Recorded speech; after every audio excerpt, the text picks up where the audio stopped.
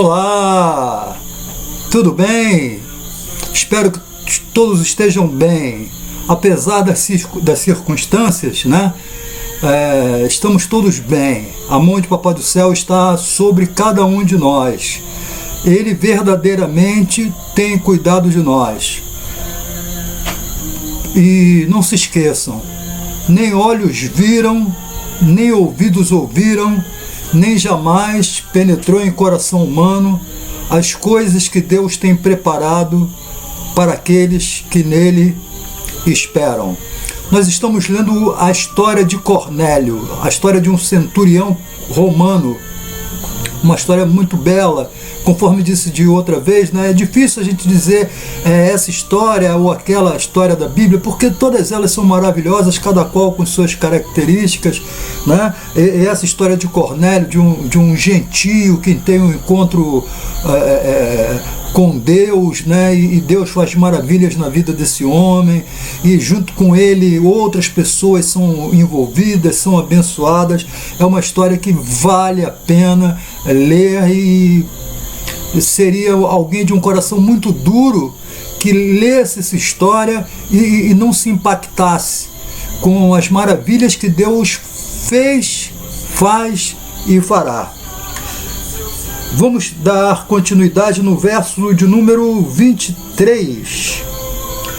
Diz assim, Atos dos Apóstolos, versos de número 23 para o 24. No dia seguinte, Pedro partiu com eles, e alguns dos irmãos de Jope o acompanharam. No outro dia, chegaram a Cesareia. Cornélio os esperava com seus parentes e amigos mais íntimos que tinha convidado. Quando Pedro ia entrando na casa, Cornélio dirigiu-se a ele e prostou-se aos seus pés, adorando. Mas Pedro o fez levantar-se, dizendo: levante-se, eu sou um homem igual a você. Conversando com ele, Pedro entrou e encontrou ali reunidas muitas pessoas. E lhes disse: vocês sabem muito bem que é contra a nossa lei um judeu associar-se a um gentio, ou mesmo visitá-lo. Mas Deus me mostrou que eu não deveria chamar de impuro ou imundo a homem nenhum. Por isso, quando fui procurado, vim sem qualquer objeção. Posso perguntar por que vocês me mandaram buscar? Cornélio respondeu: há 4 dias eu estava em minha casa orando a esta hora, às 3 horas da tarde. De repente, colocou-se diante de mim um homem com roupas resplandecentes e disse: Cornélio, Deus ouviu sua oração e lembrou-se de suas esmolas. Mande buscar em Jope a Simão, chamado Pedro. Ele está hospedado na casa de Simão, o curtidor de couro, que mora perto do mar. Assim, mandei buscar-te imediatamente, e foi bom que tenhas vindo. Agora estamos todos aqui na presença de Deus para ouvir tudo que o Senhor te mandou dizer-nos. Vamos parar por aqui agora. Vamos lá para a explicação. Na perícope anterior, nós vimos que Pedro estava esperando a sua refeição ficar pronta, mas ele estava com bastante fome. Então o texto diz que ele teve uma visão. E o que era essa visão? Nessa visão, algo como um lençol que descia do céu com uma série de animais sobre esse lençol. Lembrando que Pedro estava com fome. E Pedro então ouve a voz do Senhor, que diz para ele: Pedro, mata e come. Qual foi a resposta de Pedro? Não, eu nunca comi nenhum animal imundo, nunca toquei nenhum animal imundo. Tá? Eu expliquei o que é isso. Na lei mosaica tinha alguns animais que eram proibidos aos judeus comerem, né? Tem uma relação. E nesse lençol tinha desses animais que foram proibidos aos judeus comerem. Mas o que aconteceu? Deus está mandando Pedro matar e comer. Mas a lei diz para Pedro, não, você não pode comer. E Pedro era um judeu que procurava seguir à risca as leis judaicas. Eu vou repetir. Pedro era um homem que procurava seguir à risca as leis judaicas. Então, se a lei judaica diz que era para não comer aqueles animais, e aparece uma voz, ainda que seja a voz do Senhor, mandando ele matar e comer, ele não vai obedecer. Muito bem.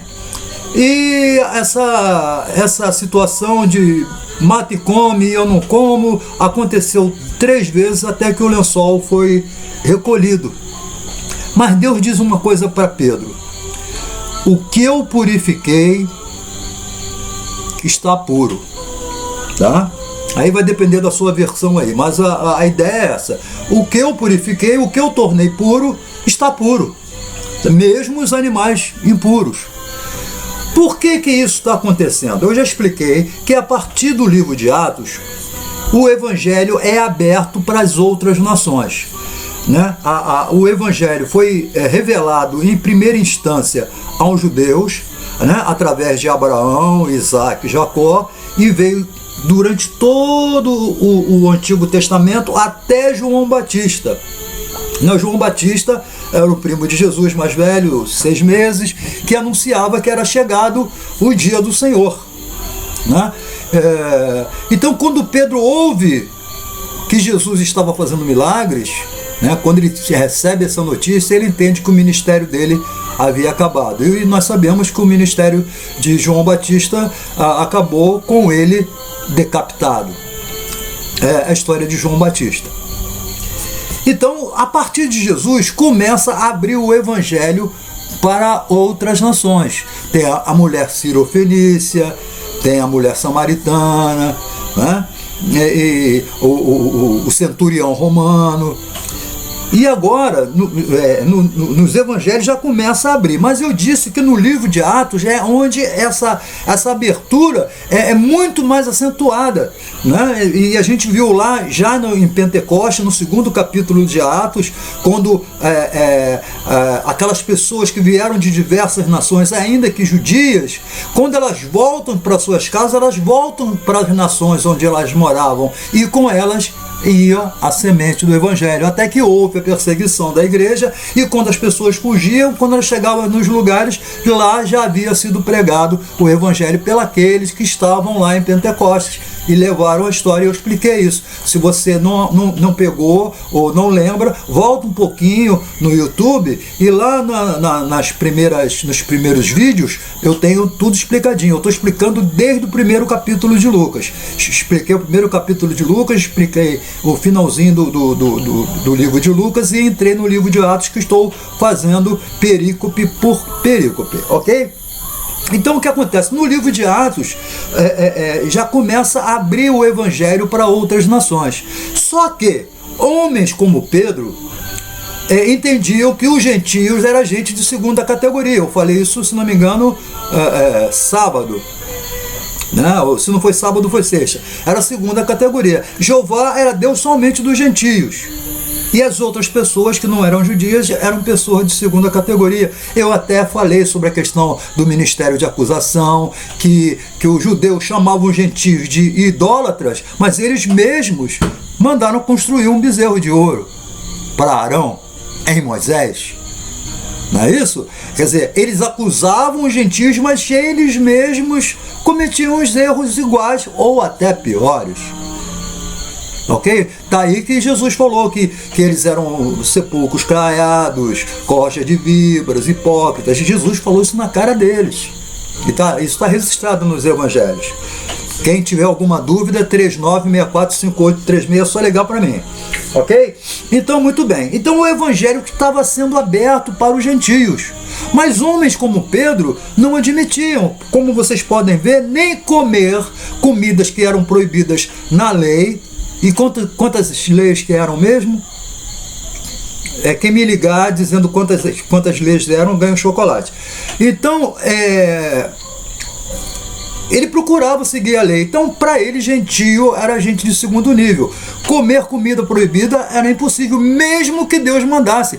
Olha só que interessante. A religião de Pedro era tão impregnada nele, no coração dele, que mesmo Deus mandando ele fazer, ele deu preferência à religião.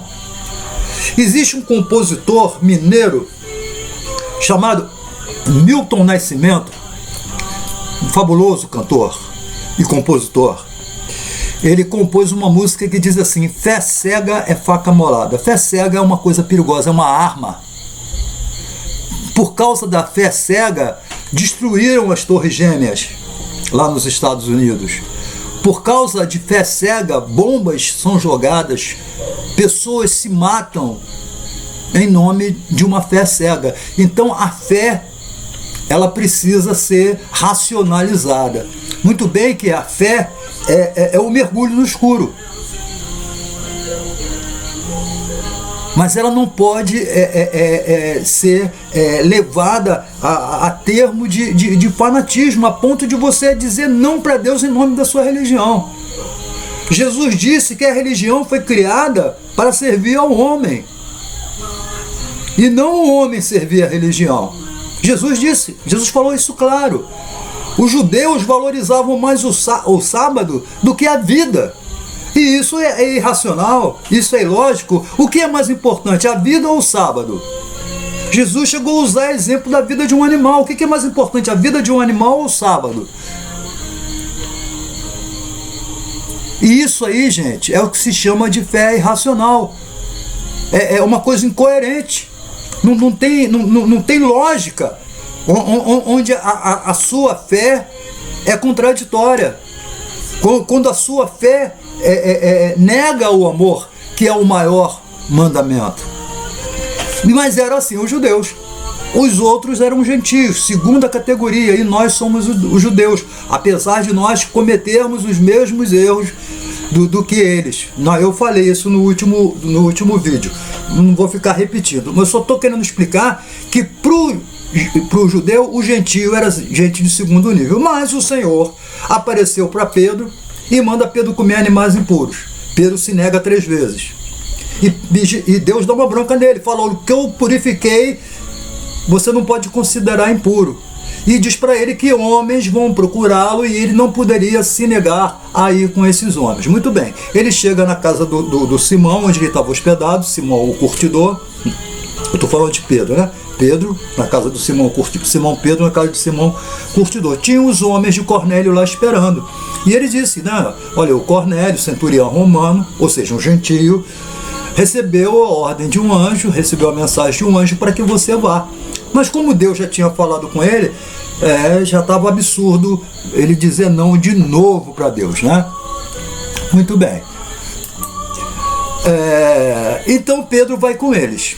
Quando chega o texto que nós lemos aqui, quando eles chegam na casa de Cornélio, Cornélio tinha convidado os amigos, a família, tinha uma multidão lá aguardando Pedro. E para Cornélio, coitado, novinho na fé, a gente tem que ter cuidado com os novinhos na fé, irmãos. Porque novinho na fé é igual um bebê. Ele não sabe ainda. O que ele ouve, ele repete. E repete até coisas sem sentido. Eu estava querendo passar um vídeo que eu achei muito interessante, que eu vi esses dias, e depois eu falei, não, tem muita gente vendo, então num outro momento que eu tiver num outro ambiente, eu vou exibir esse vídeo. Né? Eu até corri o risco quando eu indiquei e mostrei um vídeo do Leandro Carnal falando sobre o Paulo. Eu repito, eu recomendo esse vídeo, veja e ligue para mim. Olha, eu vi o vídeo do Leandro Carnal falando sobre o Paulo e achei isso assim. Fala comigo. Eu queria saber a sua opinião sobre esse vídeo. Ou se você não viu, tá lá no YouTube, no nosso canal, tá lá. Tá? Mas se você tiver alguma dificuldade, fala comigo que eu mando para você esse vídeo. Eu gostaria de ouvir a sua opinião. Então ele vai para a casa de Cornélio, tinha multidão, a família de Cornélio, os amigos de Cornélio. Cornélio novíssimo na fé, lembrando que ele é gentio, né? Ele não estava... Se os judeus não estavam habituados com o evangelho, que dirá um gentio, né? Então, Cornélio, tadinho, inocente, ele se prostra diante de Pedro, como se Pedro fosse um Deus. Pedro recusa, não, eu sou um homem igual a você. né? Então, o que vocês querem? Então aí Cornélio explica para ele que ele teve a visão, né? Ele estava orando, ele era um homem religioso, conforme eu já falei aqui, além de orar, ele era um homem que se preocupava com o outro, né? Apesar dele ser inimigo dos judeus, né? Ser soldado, ser um centurião, um oficial romano, ele amava as pessoas, amava a Deus e amava as pessoas. Então ele era mais do que muito judeu que a gente conhece, hein? Entenda como judeu o que vocês quiserem, tá? Ele era mais fiel do que aquela judeusada que dizia que cuidava da lei. A exemplo de Pedro e tantos outros. Nos nossos dias existem muitos judeus disfarçados de outra coisa. Então o Cornélio fala para ele que ele recebeu uma ordem de um anjo que pediu que ele chamasse o Pedro e que o povo estava ali disposto a ouvir o que Pedro teria a falar para eles. O que será que Pedro tinha para falar para eles? Né? E ainda porque Pedro ainda precisava aprender muita coisa. Pedro ainda era muito novinho, né? Muito novinho na fé, estava engateando ainda. Tá aí o exemplo dos animais no lençol, né? Dessa visão que deu Deus para ele. Aí esse chamado na casa de um gentio, né? Parece não, é Deus treinando Pedro, né? E Pedro vai ter problemas com Paulo lá na frente por conta dessa religiosidade cega dele. Né? Pedro era um religioso cego. E a gente vai ver que Pedro vai ter problemas com Jesus lá na frente por conta dessa religião cega. A religião cega de Pedro. Então, ele disse, né, que eles estavam ali para ouvir o que Pedro tinha para falar para eles. O que Pedro tinha que falar para eles? Né? A gente vai parar por aqui. Né? E a gente vai pensar no que Pedro tinha que falar para eles. Uma coisa a gente tem certeza: o que Pedro tinha que falar para aquelas pessoas é a mesma coisa que você tem a falar para outras pessoas. É a mesma coisa que eu tenho que falar para outras pessoas. E quando eu digo falar, eu não estou falando de gíria, eu não estou falando de modo de falar, eu não estou falando de teatrinho. Não é isso que eu estou falando, mas eu estou falando de estilo de vida. Estou falando de modo de vida. Né? Estou falando de sentimento, o que você nutre no seu coração. Né? Eu particularmente, eu estou sempre pedindo a Deus para tirar do meu coração tanta coisa. Porque no nosso coração, quando a gente olha para o nosso coração, isso que eu vou falar agora é importante. Nada disso aqui está programado, eu não tenho um esboço, não tenho nada, tá? Eu só estou com a Bíblia aberta aqui, li o texto e estou falando o que o meu coração manda. No nosso coração, se nós conseguíssemos olhar para dentro do nosso coração, sabe o que nós iríamos ver? Ratazana, lacraia, cobra, aranha, sabe? Uma série de escorpiões, tudo dentro do nosso coração. Aí a gente vai ver o nosso coração cheio dessas coisas. Cobra, ratazana, escorpião, aranha, barata, um monte de coisa nojenta. E a gente, quando a gente percebe que o nosso coração está cheio dessas coisas, qual é a nossa tendência? É tirar, né? Tirar. Se é na nossa roupa, você dá um tapa assim, espanta a barata, né? Espanta o mosquito, o que for, né? Mas e quando está dentro do nosso coração, lá dentro? Aí você vai tentar arrancar, e você mete a unha, e arranha, e sangra, mas a coisa continua lá dentro. Sabe por quê? Porque só Deus pode tirar essas coisas do seu coração. Você não pode, com a sua força, você não pode. Quarta-feira o presbítero Marcelo, ele falou pra gente sobre o Ministério da Oração, e ele deu o testemunho que ele, falando com um pastor, que eu suponho ser o pastor Joaquim Mateus, né, pelo contexto ali, foi o pastor Joaquim Mateus, que ele falou pro pastor: pastor, eu não estou vendo saída, eu não estou com forças de me libertar dessa situação. Ele não falou que foi o pastor Joaquim, eu estou supondo, pela circunstância. E ele disse que o pastor disse para ele o seguinte: por suas forças você não vai conseguir se libertar. Então é como nós, se nós tentarmos com a nossa força enfiar a unha no nosso coração para tirar essas baratas, aranhas, ratazanas, cobras dentro do nosso coração, a gente não vai conseguir. Mas existe um que ele não bate no coração e espera que você abra, não. Existe um que arranca esse coração seu, queira você ou não. Ele arranca o seu coração e bota um coração novo. E ele não para por aí não, ele arranca o coração velho, bota um coração novo e coloca dentro desse novo coração as leis dele. Ezequiel 36. A garotada aí que gosta de informática, né? Hoje já tem muito coroa aí que gosta de informática, né? É o seguinte, vou falar na linguagem da informática, tira o HD antigo com os programas antigos e coloca um HD novo, com novos programas, um HD mais potente, um HD mais veloz. Aí o seu computador vai deixar de ser aquele computador velho, aquela carroça, vai ser um computador mais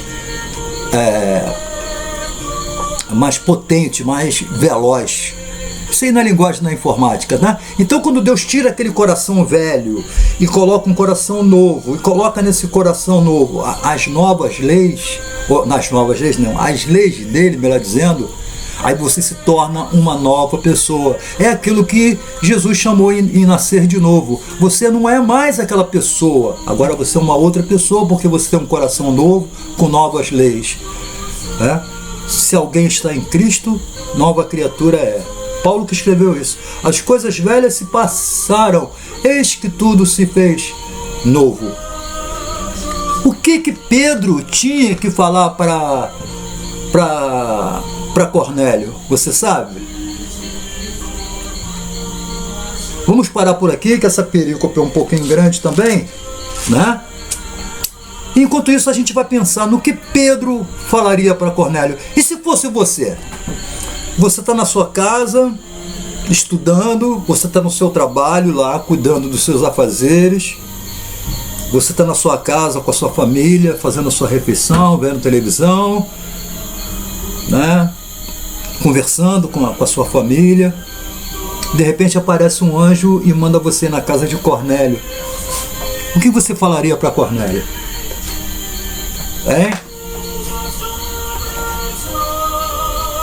Se você tem algum assunto que você gostaria que nós falássemos aqui no nosso canal, ligue para mim, fala assim, tem um assunto que eu gostaria de falar.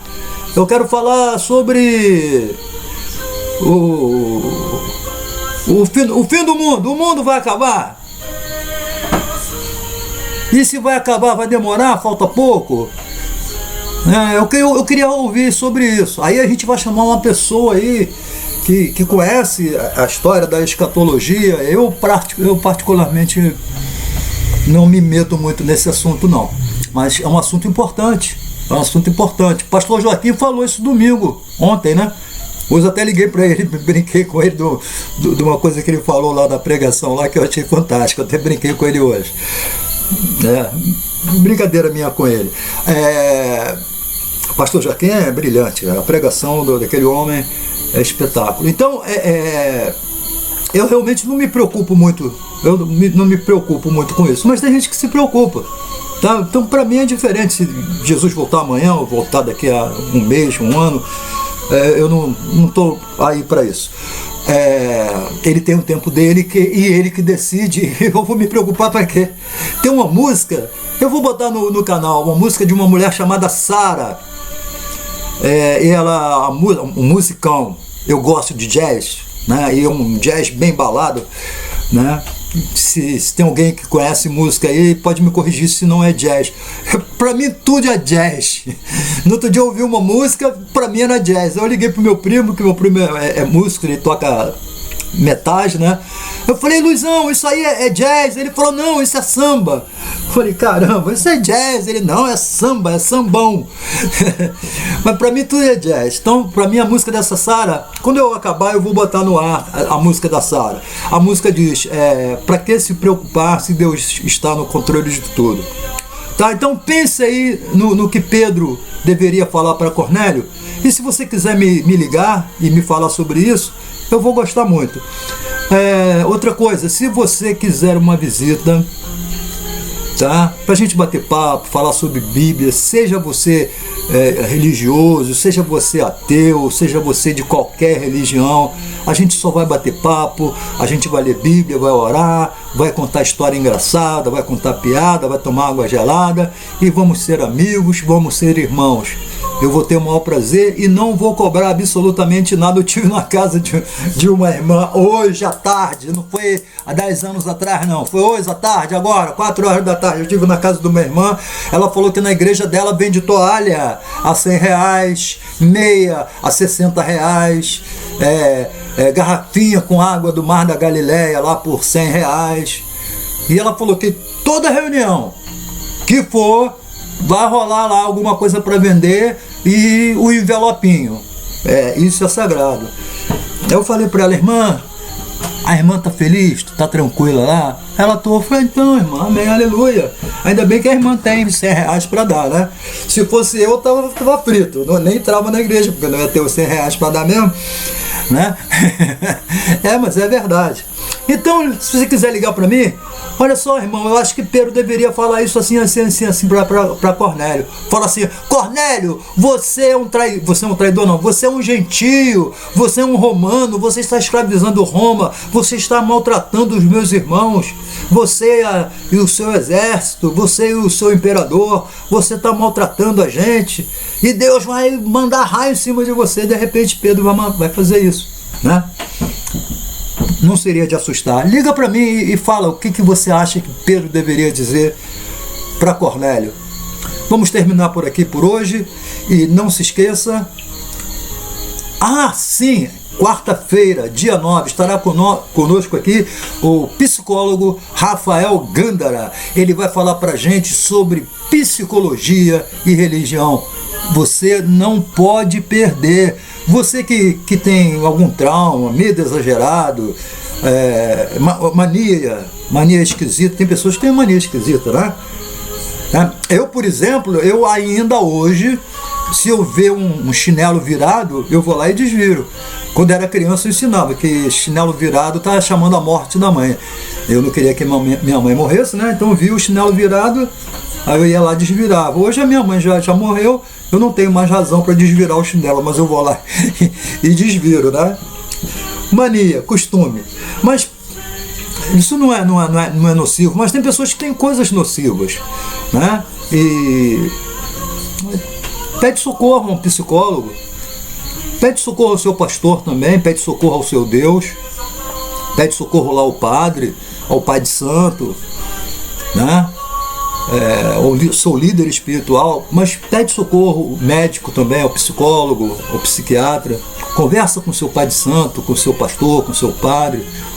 E se ele for uma pessoa de consciência, de sabedoria, ele vai te encaminhar certamente para um profissional, tá? Então por isso, se você tiver, talvez não seja você, talvez seja um parente seu, né?